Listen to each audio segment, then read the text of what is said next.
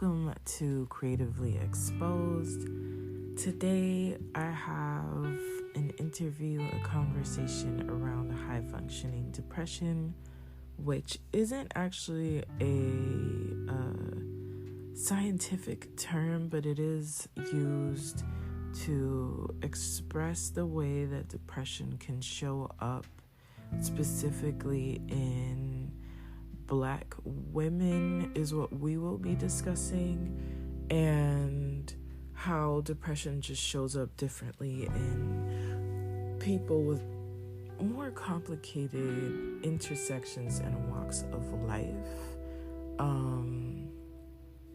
And so we're getting really honest, very vulnerable, trigger warnings that we will be discussing suicidal ideation, eating disorders, and overall just difficult things, but we're also discussing community, things that we can learn from. And I am so grateful for Imani for showing up, being open, teaching me some things that I can do better for the people around me and myself. And take your time with this episode is all I can say. There's a lot of difficult, awful things happening, and we will discuss those at a different time. But thank you for listening. Pas oublier où c'est magique. No te olvides que eres magia. Do not forget that you are magic. And we are here officially as a podcast that rehumanizes the creative, every one show at a time. Boom, there we go. Take care, y'all.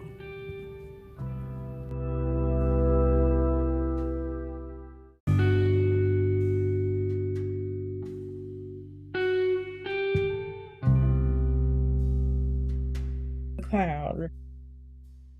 All right. They're now listening to us.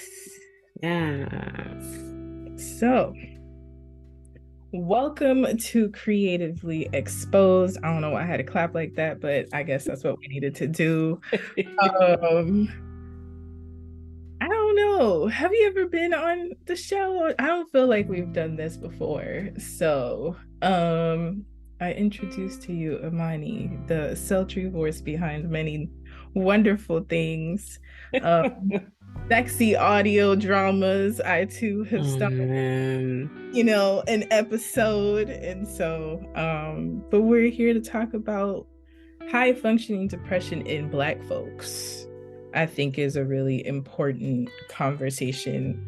And like statistically, I know that it's been harder for Black folks to be diagnosed with depression because how it manifests through us and how we move and all of those things. And it's I also think like because we're resilient, it's easy to overlook. Yeah. Ain't nobody has time to just be sad and not go to work. Ain't nobody have time to not do what they got to do while feeling these heavy emotions. So it looks like everything's cool, but that's not the case. Yeah. So come on into the room, Imani. Yes. How would you like me to enter? However, let the people know who you are. You're already a friend to me, but they don't know you yet. Well, everyone who's listening, first and foremost, I thank you for being a part of this space, being a part of this conversation. My name is Imani, pronouns they, she, as I am evolving in my identity and being. I'm a storyteller by nature that takes on multiple mediums. And I'm a Scorpio. I just feel like I have to put that in there because it is Scorpio season. As we talk about high functioning depression. I mean, let's talk about it though, because like I think depression and having Scorpio, that's hard as hell. Having Scorpio placements is hard by itself. And then on that, struggling with depression, I think people underestimate in an astrological sense the feeling of Scorpio is to deal with the underworld, right? And to deal with the dark things that most people don't like to deal with. Being a Scorpio most times is you don't have that choice. You gonna work on it, or you gonna work on it, or it can eat you alive. Eat you alive. It's so interesting that you put that into the space. I've never heard it presented in that way. I've always heard like Scorpios being like dark and mysterious, but as I am in doing deep shadow work to the point that my therapist was like, Imani, you can come up for air, remind yourself. I do have like this innate compulsion to kind of like double click every hyperlink on my Wikipedia page. I know.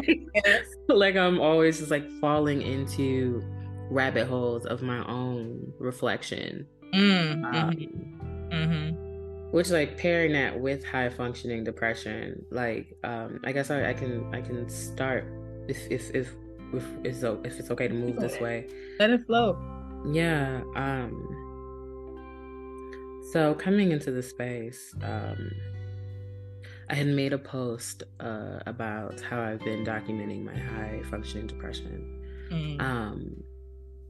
And when I was diagnosed with mental illness many summers ago, I was like at a standstill. And I think because of stigma, because the reality that people don't like sad people, the reality that I had created that I was functioning in this caricature almost, that was always vibrating at a certain level. I felt like I had to be normal. I had to fix myself. I had to be overcompensate for what I was now lacking, which is chemical balance. Right. So, when we talk about high functioning depression, and you mentioned how it exists in the Black community, like we're not taught, especially as Black female presenting bodies, we're not taught rest. Well, also to that, I've upheld it because I felt like that stigma, it eats me alive too. I'm not exempt from the stigma of my own judgment regarding my depression. So I guess at some point I just felt like you got to blend in, you got to be okay, you got to show up, you got to be likable. And there's no time for sadness when it comes to likability.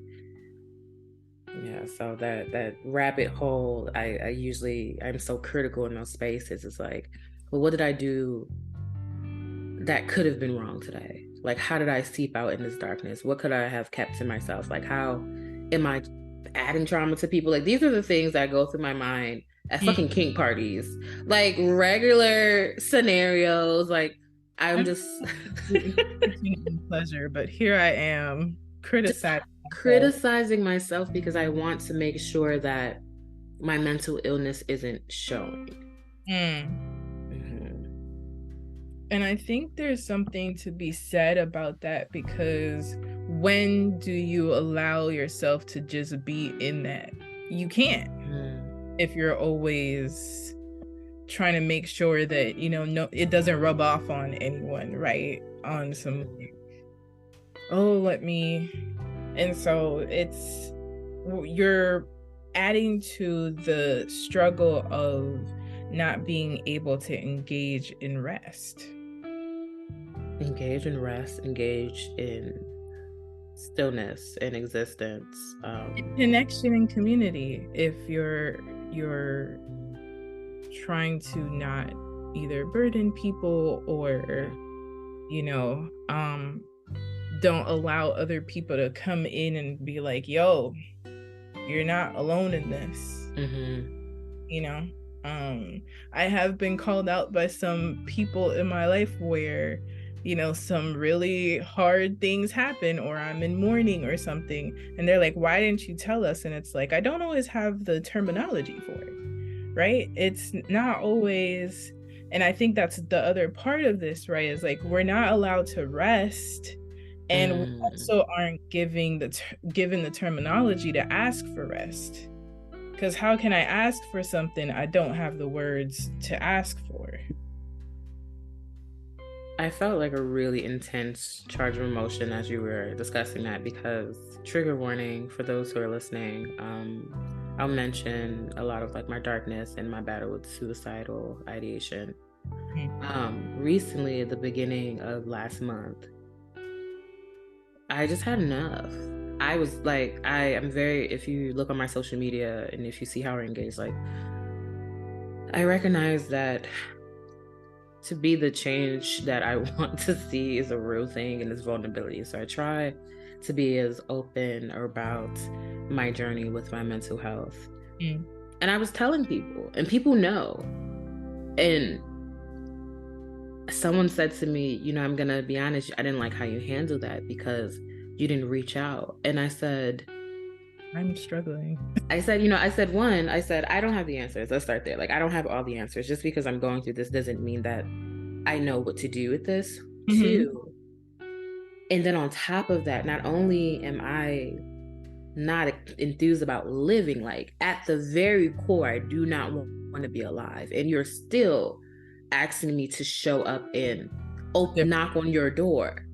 Like, I think there's also accountability to be held in community. Like, tell you and then what? I've told people, I told my family members, I told my friends, I told social media. And it wasn't until the day after my close attempt when I said, this is what happened, and today could have been a whole different situation if y'all mourning me. We don't have the tools. Right. We don't have the language. We don't have the skills to be calling people out to ask for community. So I feel so much energy around that, because I think it's so dangerous to tell someone who is struggling with just holding it together that you have to tell them that another reason why you went through this is because you didn't ask for help. Where it's like, where do you as community take that initiative to see something is off? Right. Let me reach out, because they may be in a whole bunch of darkness that they can't even see clearly. So if I can take one thing off of their plate to add to rest, let me be proactive. Active community is important too. And I think the lack of community is what helps add to the dehumanization of ourselves. Because is this humanizing for somebody to come and say, oh, you didn't knock on my door, I couldn't get out of bed. Period. Like, what you mean, come to your door if I can't open mine? I've been... Oh, go ahead, baby. No, go ahead. I was gonna say that you really pressed a button there, because I was expressing that to folks, like, now everyone is like, oh, I'm here, I see you. And I'm like, I've been out in the street since May, and I've been like partying, people interacting with people, doing all of these things, but I developed an eating disorder, like a version of pica. Like, I couldn't even eat food. I was rather chew on like rolling filters. Like, I was deteriorating that much, but no one knew. Like, to get up and to feed myself was such a tremendous accomplishment, but I was still showing up. I was still functioning. People were telling me, you look like you're doing well on social media. I'm living through you. And I'm like, don't. You don't know what this living is. Like, I'm not eating. I'm averaging a meal a day. Like, a meal a day. no joke, that meals is at like 4 p.m. Mm-hmm. and then it is just what it is. Yeah. So that part about like, I'm struggling to wake up, I'm struggling to get out of bed, I'm struggling to find it for myself, and then I still have to push through all of this shame and frustration to now come to someone else and tell them, hey, this is what I'm going through. Like, that's not easy to even ask. No. Mm-hmm. No. Yeah. That's heavy, and it's a lot. And I think we don't have the tools, but also as a community, I think it's important to define what that is, right? I think part of not just community, but like my circle, let's say. If you are someone close to me that I have been in your space, that we have ate food, had conversations, have gone out a couple of times, and you don't realize my shift, how much in community are we? Because I think that's part of the care that many of us are missing, is like, hey, you've gone quiet, what's up? You know, but being able to listen to the silence and be like, you know, what's up with this? This is strange. I think another piece to that, because on my way back up, I was sitting with a lot of anger and a lot of frustration, just a lot of thoughts, and it's uncomfortable. And, you know, I question how much of it is weight versus discomfort of, I'm not sure what to do. You know, I think about people in my community who have, like, my closest friends who have said, you know, I didn't know. And I'm like, okay, baby. But then I'm also like, I give that, I'm learning to give that grace, because sometimes you choose to take a step back. And I think in the grand scheme of things, what you choose is okay. Right. If I'm operating under the sense that we're all making conscious choices, and the choice that you choose is the one that you felt best for you. But I think to the flip side is like, if someone does choose that, this is too uncomfortable for me to step into. How do I then define community for myself from a place of grace, from a place of understanding that, again, we don't have the tools, right? You know, I grew up hearing, when I first got diagnosed, pray. And Liz, when I tell you, I used to be, and if I cry, it's a release. I'm really getting a lot of that release. When I first got diagnosed, man, I was on 6 different medications, because if we talk about the healthcare system and we talk about the mental healthcare system, it's a whole horror story. I've been in emergency rooms, psych wards. I've been hospitalized. I've been given medication because white doctors thought that I was fabricating and diagnosed me with something else because they didn't believe me. And I just think about the loneliness that I felt in terms of within my own self, because who I thought I was, I am no longer. Like, I knew something was off, but now I have language for it. Right. And then it's that fear of, how do you introduce this to your community? Right. You know, they're going to have questions. My friends, they have questions. They don't know what to do. And I have to tell them, I don't know either. Yeah. So it's like that grace and that understanding that we're not given the space to talk about it, because I was told, pray it away. And I would pray and it would get worse, or I'm sending you love, I'm sending you energy. And I'm like, okay, but I'm still going through what I'm going through. I'm still feeling what I'm feeling. And to not take that personal, I think is the accountability that I'd like to step into. You know, I mean, it's a very bizarre cycle because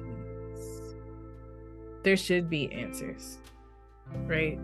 And many times answers are restricted from the spaces that we inhabited on purpose, right? Because you're not going to tell me that all of these doctors don't have the right information, but they refuse to believe what you're going through. Like, is this now intentional? Because they don't see, they're not studying with Black folks as part of their, studies. They're not doing clinical time with different people in their trials and all of that stuff. It's on purpose. And how much, I also think a lot about, like, how much is mental illness also part of the aftermath of having to live in a world that doesn't make any sense. But it's fed to you as it makes sense, like that. Like it makes sense. And it's like, I'm not exactly the person who's crazy here. It's you. There's a level of consciousness that comes with madness. But to your point about the healthcare system, when I did finally find someone who was able to really listen to me, because that's one thing that I just kept begging for, like, can you just listen? Can we just stop the medication for a second? And can you just hear me out? Right. And this woman, she said to me, she was like, a lot of these drugs are tested on older white men. So things are going to be different in your body. Right. And, if I think about how many doctors I've seen, or if I think about just my experience, it's, as much as we talk about therapy, as much as mental health is a buzzword for inclusion and ethics, the system doesn't even care. Like, right. I've been in waiting rooms where people have been drugged out of their minds. I've taken drugs myself where when I take it, I'm groggy for half of the day. By the time I realize where I am, I have to take it again. Okay. Like, so if society wants you to be sedated enough not to be a problem, and these are health professionals, so how can we even want something different or expect something different in society if the people who know best are operating in this way? Right. So there's this cycle, like you said, this cycle of denial, discarding, and forgetting, especially as, like, something about depression that shows up differently in people. But I'm documenting 152 days of me being depressed. 152 days. Yeah. It comes, it goes, it comes, it goes. And then you think about people's patience with that fleeting. So it's just such a jumbled knot. Yeah. It's but my hope is, like, when we were talking about what to do, I think just having a conversation that's honest, a conversation that isn't quick to go to comfort, a conversation that is gentle, like gentleness. Like, again, like I said, like, we're calling so many people out to talk about their diagnosis and their pain. I'm sorry, I don't know if I'm getting emotional. I just get so frustrated because I'm like, we are not ready. And to do more harm to people who are working through their own shit. Like, for me to go online and be honest, that's hard. Yeah. Because I felt discarded. I felt like people who I've called family, people who I've shared moments with, were desensitized to me. And when I said, well, I talked to y'all, but y'all still got off the phone, you still just said sending you love. And now I feel even a deeper sense of isolation. So like my wish is that let's hold off on performative, reactive conversations, call outs. When someone transitions by unaliving themselves, tell someone. But are you listening? Are you listening? If I tell you, now what? You're gonna tell me it's selfish. It is. When I was talking to my therapist, like, she wasn't even ready. And I said, you know what? I've been asking people, what can you give me to motivate me that's not attached to capitalism or servitude? And rooms went silent, to the point that I stopped talking about it because I recognized how uncomfortable people were. And I said, okay, back into my shell I go. So I'm like, if someone comes with you with that, and you don't know what to do, and then they'll retreat, and it's okay, but it's just like, let's sit with it. Let's not be reactive. And the need for conversation to begin imagining what that looks like is also what's necessary, right? If we don't have the words, how do we look for them? We can't wait for people that are uncomfortable to come through. But it's also like, if you're my people, how do we figure out what coming through looks like in your capacity as a different person, right? Because we're never going to have the tools until we put them together. Sure. And I think a start to that is,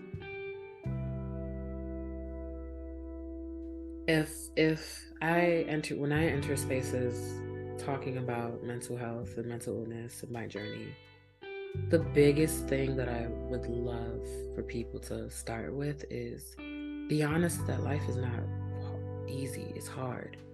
Let's let go of some of this toxic positivity or this instant positivity. It's okay to sit with the pressures. You know, you don't have to drown in it, but if we can all come to a collective honesty that life is not easy, because there's so many pieces, I wonder what that does for the playing field that we're on. You know what I'm trying to say? Absolutely.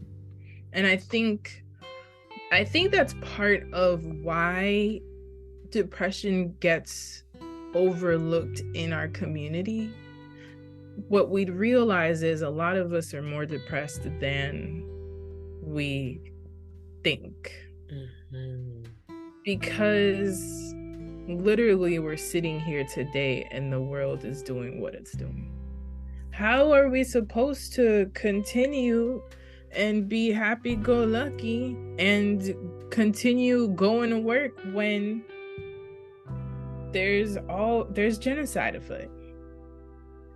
And that's not only today, it's been since the inception of everything.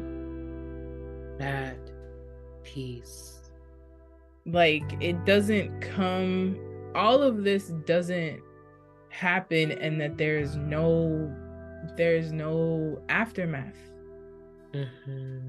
You know, it is, don't drown in it, but it's also like, we could just sit in this shallow part of this pool and be like, facts. I feel that heavy. There's like and it's, I'll give it a buck. Like, it's easy to be like, you think you're on the kiddie side and you made one step and you on the 6 feet. And it's like, oh, life be moving that quickly. It's like, now we're in a cliff and there's a whole other world down here. You done made it to, I don't know, Poseidon's house. Poseidon's. You know, and that's also the thing. Like, I'm like looking for a little paper that I have. I do art therapy. And she's like, do a line of what life has looked like and sit with that, right? Like, but also in between the lines, like in the dips and the highs and the put things that you have found along the way. And that gives you insight, right? Because like in my shit, it looks like them heart monitors. So that's what it looks like. It's high, it's low, it's level, it's up, it's down. And along the way, though, there are moments where I'm at my lowest and I have gotten things that I didn't know I needed. At my highest, and I have been alone, right? In company, being alone in company, which is super hard. Yeah. But there is the dips and valleys. No one is on a plateau. No one is on a plateau. No matter what you got going on, I don't care if you're, you know, Beyonce. I don't care if you're the random person down the street. There's highs, there are lows. How do we not just sit on the high points or try to pull somebody to the high point, right? Because if you're in your dip, how will you be able to fully experience the increase? You can't. You're gonna get there and you're not gonna be able to see past the gray clouds, because that's where you are right now. I wanted, as you were speaking, I had to jot down some things because there are two things that came to me as you were speaking. Balance. Balance is such a neglected art form.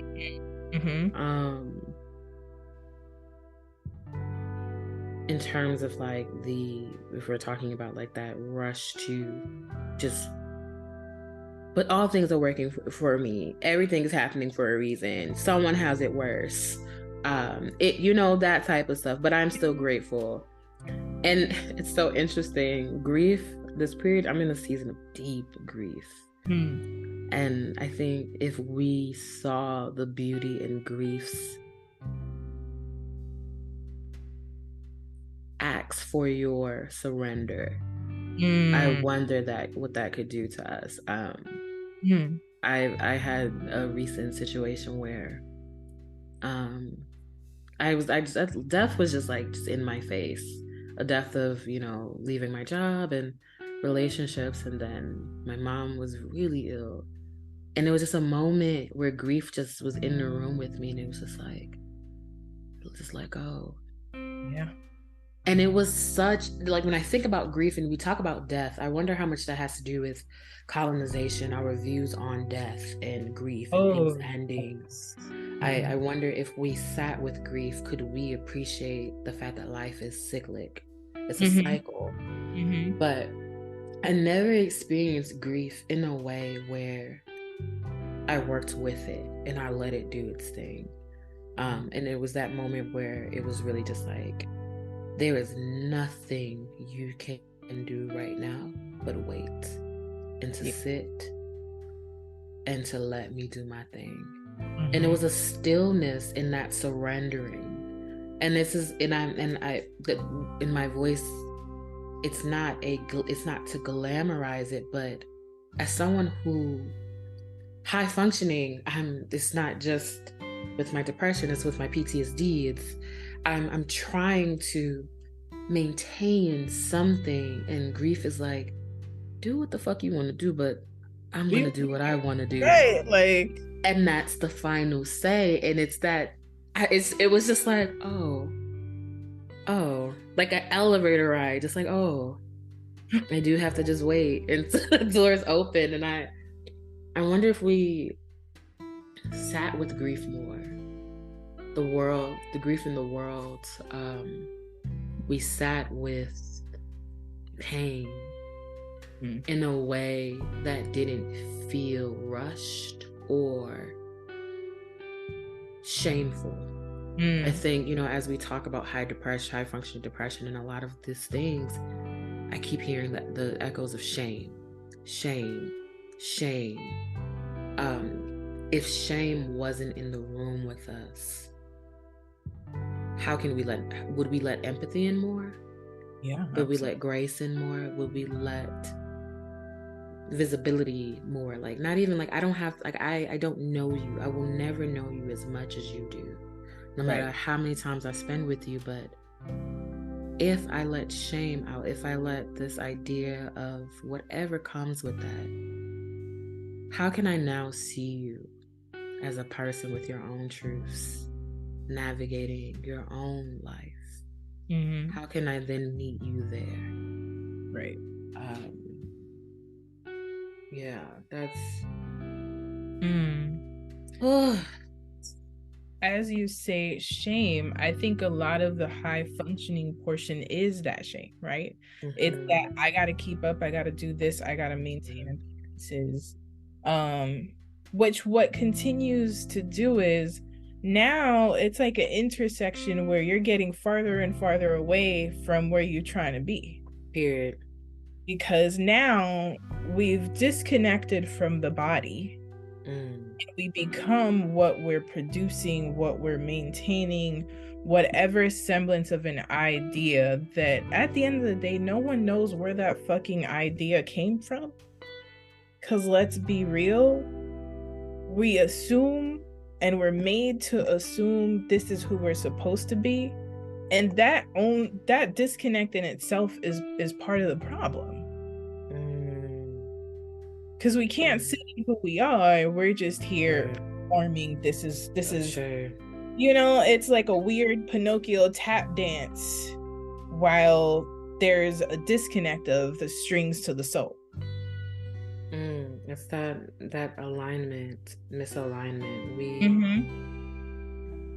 We are fractured into so many pieces depending on where we are, who we're with. Right. And we're not built for this. We're not humans. I think there's a love of technology and AI because I think humanity wants to be indestructible and all encompassing, but we are not one-dimensional beings. No. But even in those multiple dimensions, there's a cohesiveness that needs to be there.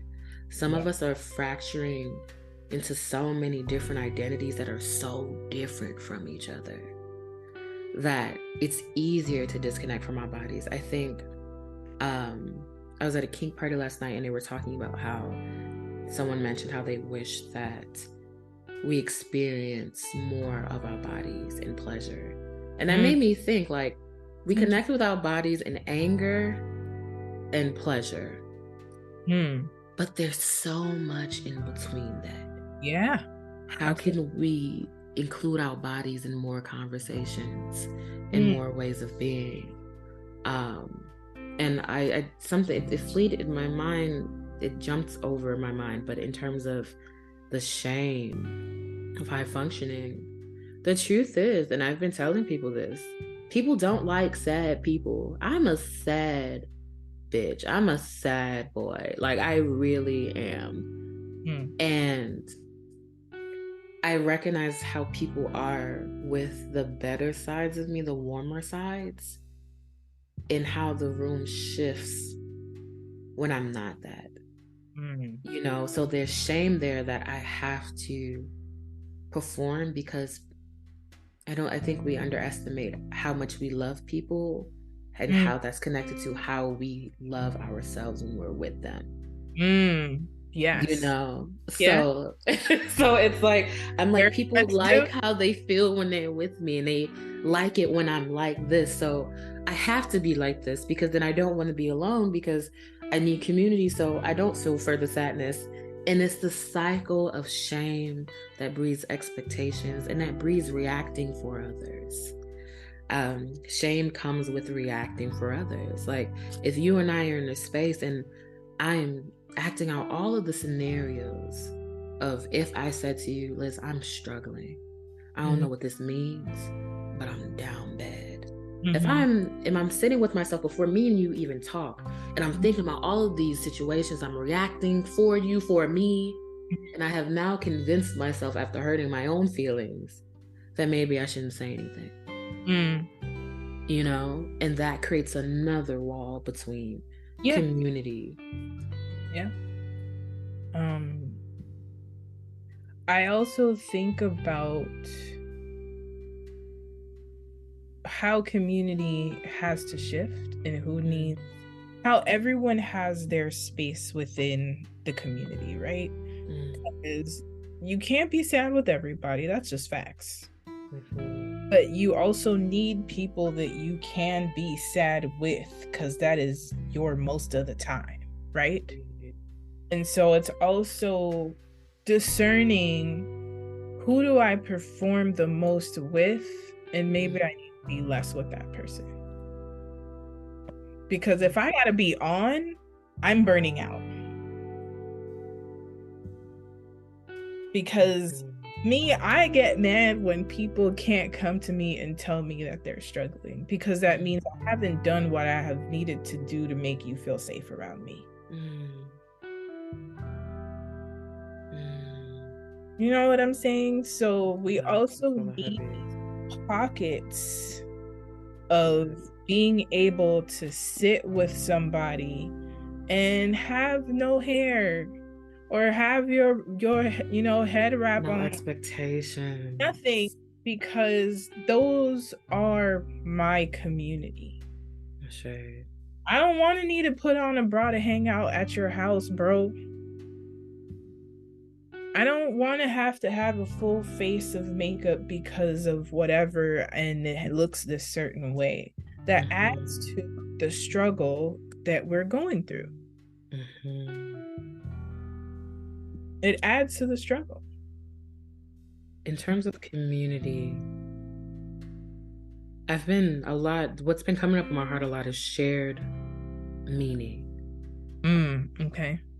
And as you're talking, I think about what it means to define community with each specific member, because I think of, like, if we think about the Imani experience, I always set it up like this. There's general admissions, there's, like, floor seating, there's like the skybox, which is my village, and then there are people in the parking lot. It's all the same great show. Different tiers for different things. Yes. When it comes to my village, I tell them I don't love y'all the same, because I'm not going to everybody's house for sugar. I'm not going to everybody's house for the same thing. Like, you all love me differently, and I reflect the love that you give me, which is what makes us a village of multiple spaces and multiple beings and multiple gifts. But I wonder if people are having check-ins in, what does community mean for me? What does it look like? And also understanding that you can redefine that. Yeah, it can change. It can change. I just keep hearing grace, I think. And grace can mean different things. Again, the shared meaning, and it can look differently for everyone. But grace to come together and say, maybe we need to change something. Change isn't always a sign that you've done something wrong. And if you have, it's an opportunity to be better. You were talking about, people not coming to you, and it makes you feel like you haven't done enough. And I shared that sentiment. I had one of my closest friends years ago. We were at a diner. I'll never forget this day. We were at a diner and we were talking, and they were like, yeah, I took some sleeping pills, and I was so pissed that I woke up the next day because they was natural or something. And like, we're eating, and I'm like, when did you do this? IHOP, and it's like they're like, when did you do this? And I'm like, and they're like, a couple of months ago. And I had thought about every time I saw that person up until this point that we're eating burgers, and I felt like I failed.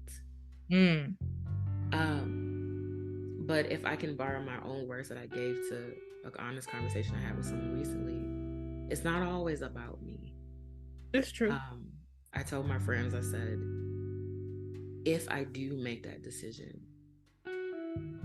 I want you to know it had nothing to do with you. Selfish shit is self shit. And sometimes it's not about you, and I don't want my loved ones to feel that they failed me to the point that I made that choice, because that's not it. It's not always as black and white as you didn't do enough. Right. Like if we're talking about these language barriers, babe, like me and you speaking English, but there's our traumas, our coping skills, our triggers, the way that we are surviving. Like a lot of us have PTSD and we're seeing the same world. We're viewing the world as the way that it was when we were in deep trauma. So there's so many miscommunication in lines that, you know, my wish is that we understand that it's not always about us. Speaking of double community member, but yeah, it's just so important. I think we just need to have more talks like these and just see, right? Like, what do you need apart from being heard? Do you need anything?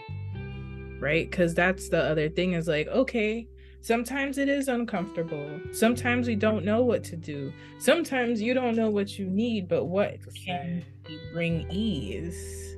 Yes, what do you want to feel? Right. You know, I love that you said that because I used to ask my loved ones that, like, how can I show up for you? What do you need? And I would hear, I don't know, and I would affirm and say, that's okay. But then I'm like, how can I be more of an active community member? So, you know, how do you want to, if you don't have language for it, how do you want to feel right now? What is the best use of my energy in your space? I'm trying to follow this I guess value that I'm the center of my own universe, and it stops at my own universe. So I am working hard to be the best visitor that I can be in someone else's space. That's so good. And that work is selfless, and there's no space for ego. Like there's a humility in vulnerability in saying we don't know, but I'm gonna show the fuck up. Yeah, I can try. You boom. Like I give people have been asking me, like, what do you need? And I get stumped, and I'm like, whatever community looks like for you. Whatever way that you want to love on me, I'll receive that right now. But good. I know that I see that time is coming up. But before we did head out, if it's okay with you, let's do it. I did want to put some wishes in this space. Let's do it. For those who are listening, who have listened, who are thinking about someone as they're listening.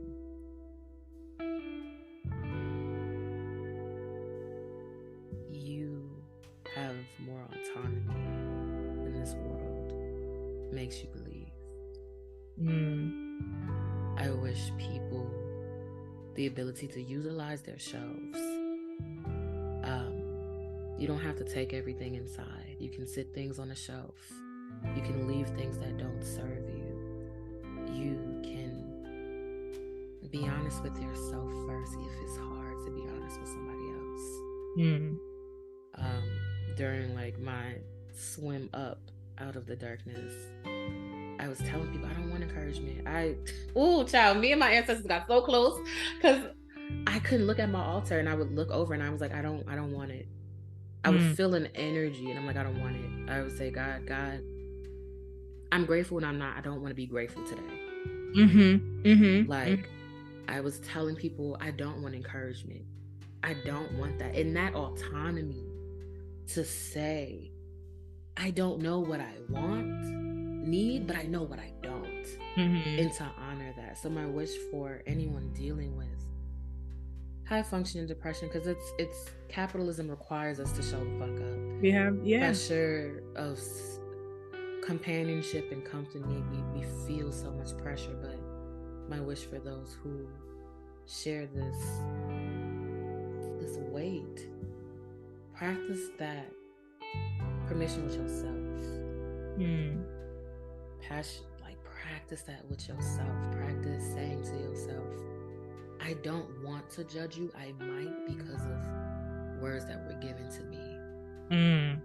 If I reflect things that I've heard, if I project onto you what was projected onto me. I'm sorry, but self, I don't want to judge you. I want to exist with you.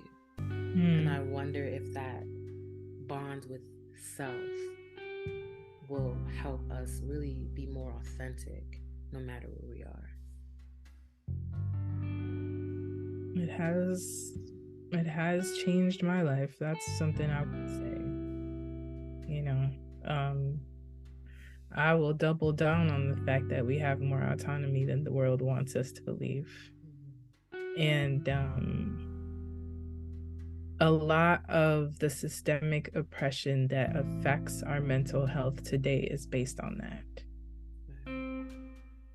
We can retake and reclaim ourselves even if the world doesn't want us to.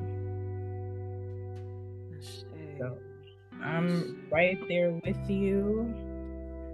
And I'm just listening, because sometimes, you know, we want to come in and scoop somebody up and be like, no, not anymore. You good now. But it's just, that's not how everything works out yet, right? But I think that we can also support our individual liberation through not only the village, which every single one of us needs. You can't do this alone. No, there's no way. We weren't meant to. You look at indigenous customs and no one was by theirself all of the time. That says something to us. And I also think part of that liberation is reclaiming ourselves.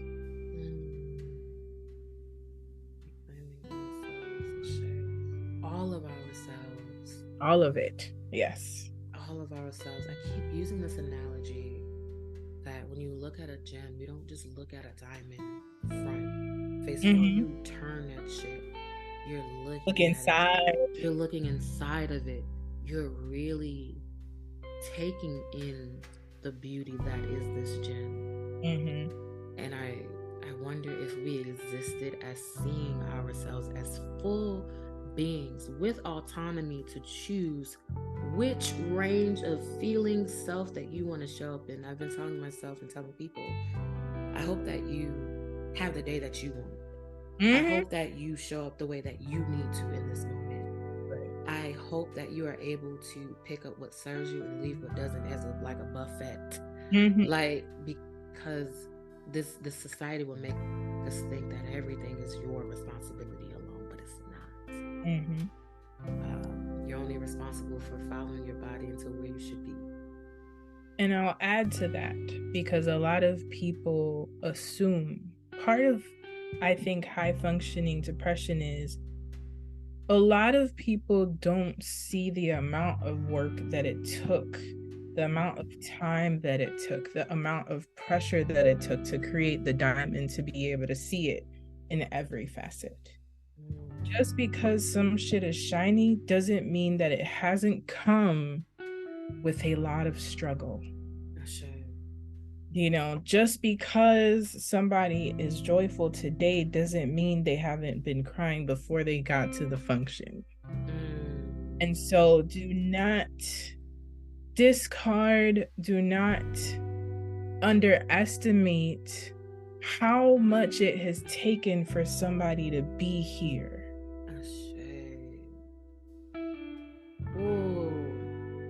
I remember days I would spend the whole night in the ER, girl, and show up to work cutting the band off.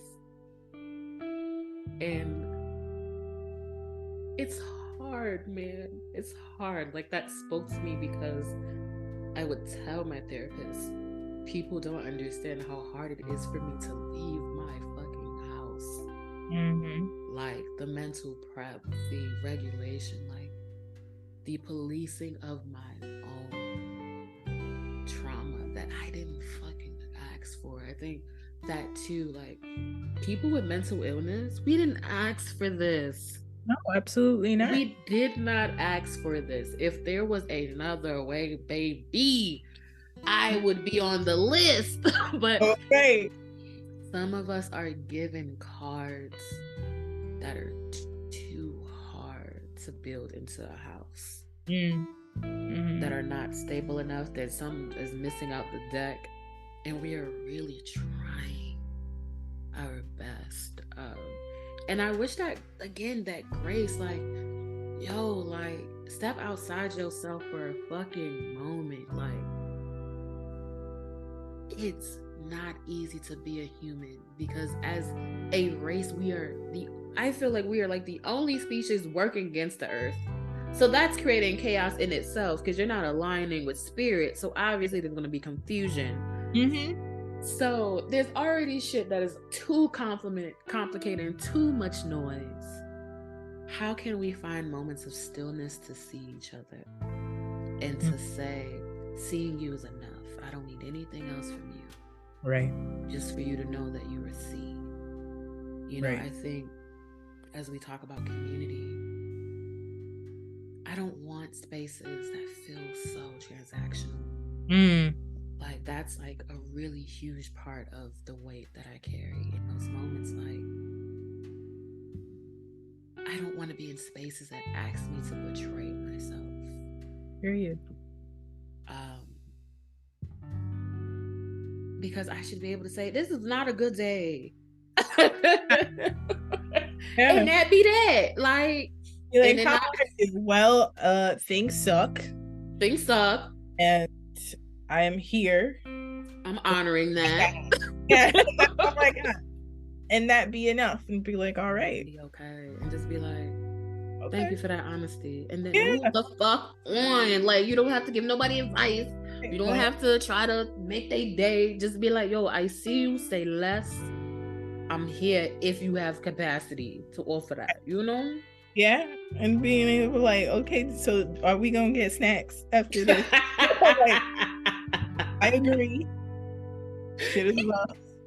Let's go. Yeah, like, how about we roll up? Boom. Yeah. Something, you know, and not in a way of like, let's move you out of this space. It's like, no, we're carrying you with us. There's this thing of like Eeyore. You know, I follow a bunch of mental health people, and so it's like Eeyore was depressed, and they didn't ask him to be happy. They just took him to all of the adventures knowing that he'd be sad. They dressed that nigga up in hats too, like party hats, and he was sad as shit. Like, but he was there, and I think it feels so simple and so basic, but that I think is part of what we're missing. Is like, I'm not gonna expect you to be hype as fuck at this party. Just come and look at people do whatever it is and have some snacks. And if you want to be sober, be sober. If you want to get a little bit lit, not too much, right? So that you're still in your body with what you're feeling, let's do it. You know, they took him everywhere, and they knew he'd be sad, but that didn't kill the vibe. And what's that rabbit? That rabbit had anxiety too. He was always scared. They were of mental illness. Okay, Christopher Robin was going through some things in that house, baby, that ain't nobody wanted to talk about, but them animals was feeling it. Okay. All of it. Everybody had something, but everyone kept hanging out, kept being in each other's space. And I think it's a lot simpler than we give it thought. Sometimes it's not everything's gonna work out. Sometimes, like, this shit sucks, bruh, but we gonna sit here and we're just gonna be in this moment. Utilizing ourselves, activating our autonomy, and that's just something that you said, like, just, you know, if you come, you don't gotta be hype, like, just come. Like, you don't want to talk for a little bit, just sit. I just think about how radical that is for people to come into more spaces with no expectations. I've been saying to myself, Imani, if nobody was looking at you, what would you do? If everybody was just minding their own business, and knew that no one had a thought about what it is that you're doing, how would you move in the space right now? And I've never been able to dream like that before, so. And I'm completely backwards. People are like, oh, what about your audience? I'm a whole old child here. And so it's hard because it's like, it's hard to think about other people for me. And this is also where it's not making things personal, right? And so we gotta meet in the middle. We can't live overly intertwined with ourselves, because then we're making other people's life about us. But we also can't live with whatever other people got going on, because at the end of the day, no one knows what the fuck they're doing. It doesn't matter where in your life you are. Everyone is out here winging it, making this shit the fuck up. Like, Jesus. And so I think a lot of how systems and capitalism works is making us think that some people know what they're doing and other people don't. It's all make believe. So like, make this shit up as you go, bro. It's all make believe. Yeah, like if you hit a wall, okay, back up, turn right, turn left. But that's our still, if you want to, like, you know, if you want to sit behind the wall, cool. Like, draw a window. Recover from that bump, like, and then start moving again. You take the seat and be like, damn, man, I hit that shit hard. Like, hey, I feel that coming. But it's all be, but don't let it become you. Right? It's a part of our experiences, but that's not all that anyone is. That's it. It's the biggest monster in the room, but that don't mean they the only thing in that room. You there too. You know, some days you wallow and you sit within it, and other days maybe you take a float, maybe you take a swim, and maybe you get the hell up out the water altogether. Yeah, it's ebbs and it flows. Ebbs and it flows. I sometimes feel so much. I've been feeling a lot of guilt lately for saying I feel happy. A lot of guilt for wanting to live and wanting to find joy. Because I think that monolith that if you're sad, you're just sad. Like, you know? Yeah. That's like your point. Like, you can sit and you can get up out the fucking pool, get you a nice drink, sit in the sun, and then you could go back and put your feet in. It's what the fuck you want to do. Yep. This is beautiful. Thank you for letting me cry and snot up. And if we don't have spaces like these, then what is liberation for? What the fuck is we doing, bro? Like, what are we doing? It's hard. Life is hard. It beats your ass, and sometimes it got bigger hands than you thought that it did. The only difference is what you do after you get your ass beat. You gonna stay down? You can stay down a couple of days, hell, a couple of weeks, and maybe even a couple of months. But my wish always is that you get back up and you tell that bitch round two.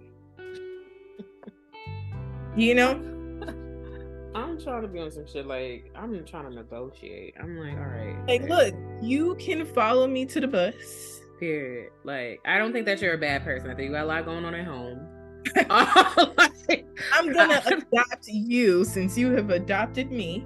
Pretty much. Like, I understand there's a lot of free will happening with some corrupt ass people.